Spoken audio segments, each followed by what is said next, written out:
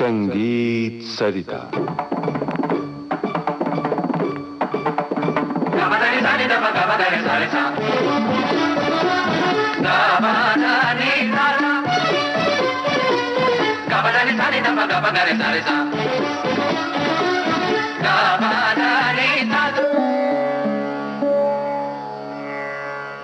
मेरी संगीत यात्रा, आइए सुनते हैं इस श्रृंखला की दूसरी कड़ी।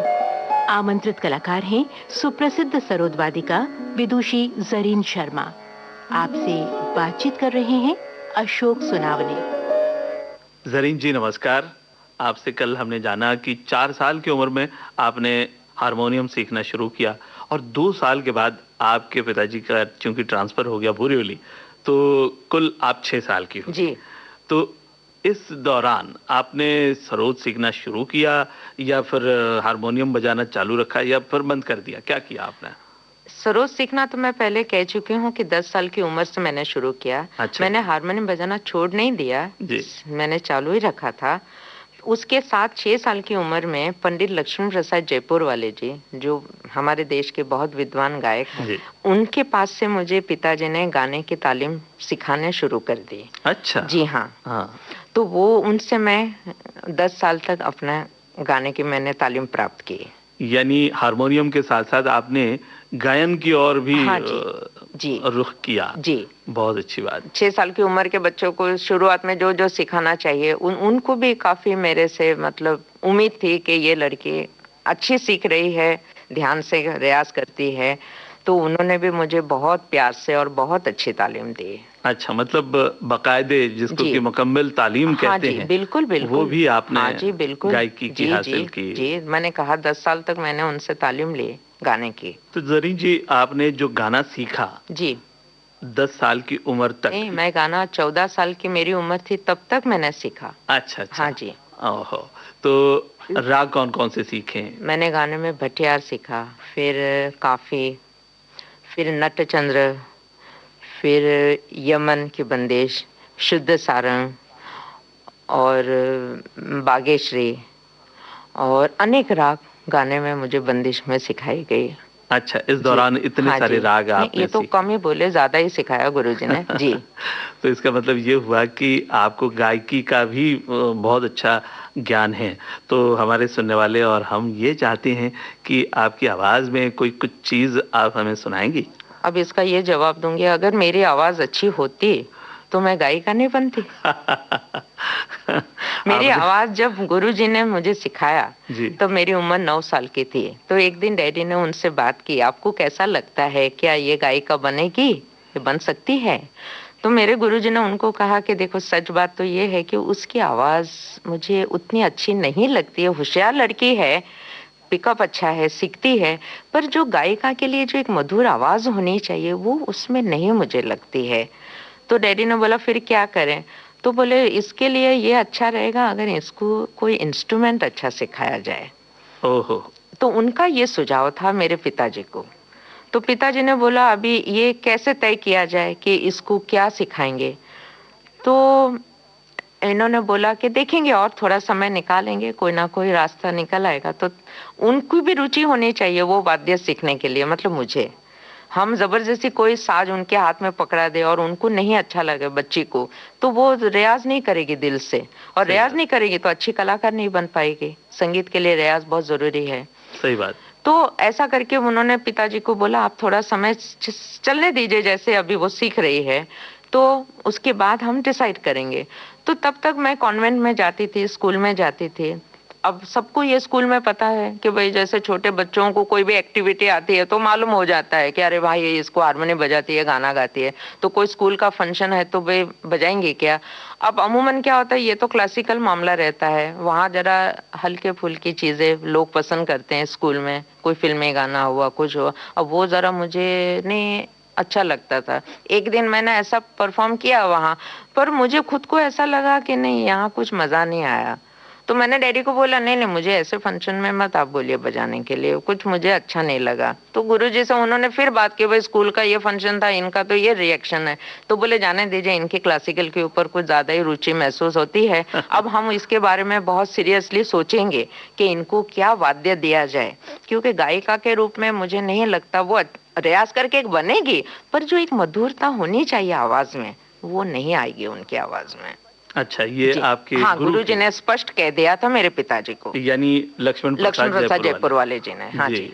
तो आप चूंकि स्कूल में पढ़ा करती थी जी, तो स्कूल की पढ़ाई जी और आपका रियाज, हाँ जी, ये किस तरह से आप मतलब मैनेज कर पाती थी? मुझे शुरू से डैडी ने एक हैबिट डाल दी थी कि बचपन से बच्चे को एक आदत डालने की, सुबह जल्दी उठना, स्कूल तो जाना होता 8 बजे, कॉन्वेंट का टाइम होता है 8:30 का, वो सुबह जल्दी उठना, नहा धो के पूजा करके साज को हाथ लगाने का। ये नहीं पलंग पे से ब्रश किया और उठ के अपने इंस्ट्रूमेंट खोला और बजाना, ये बिल्कुल उनको पसंद नहीं था। वाह।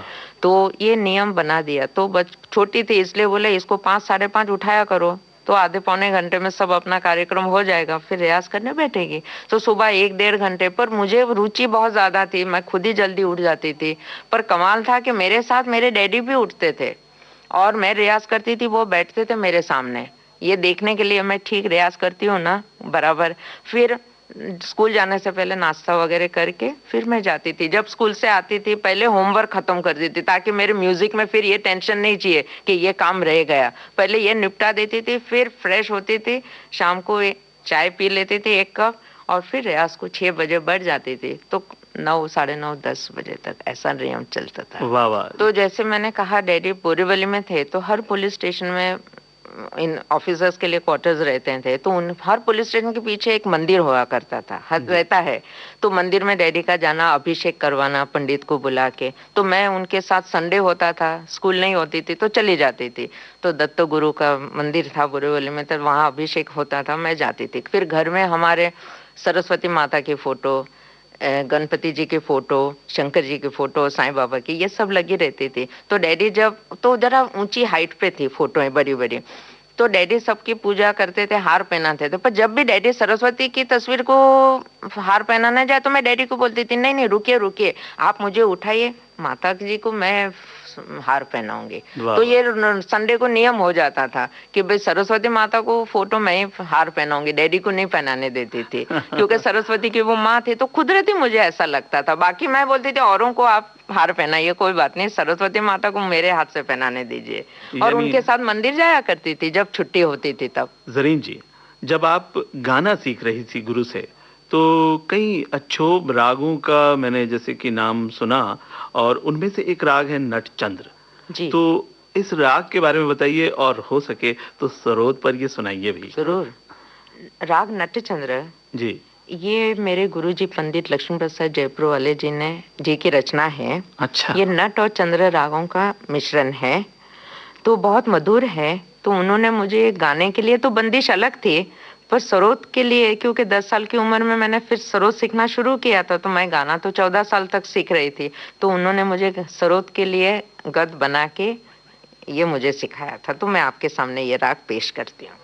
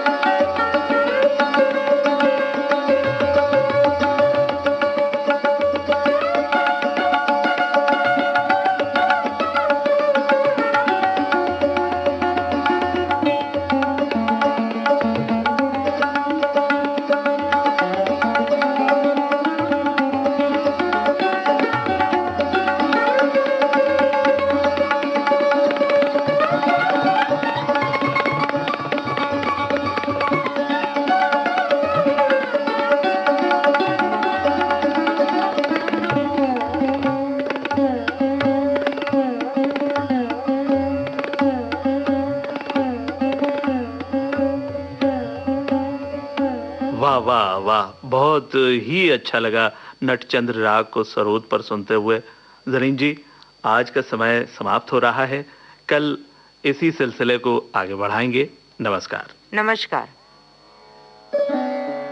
मेरी संगीत यात्रा, ये थी इस श्रृंखला की दूसरी कड़ी।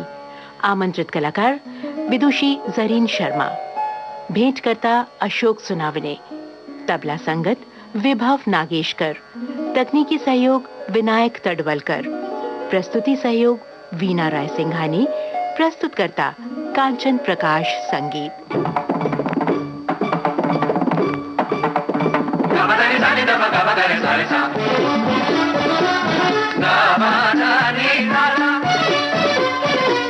Gabadani sani da ba gabadani sani sa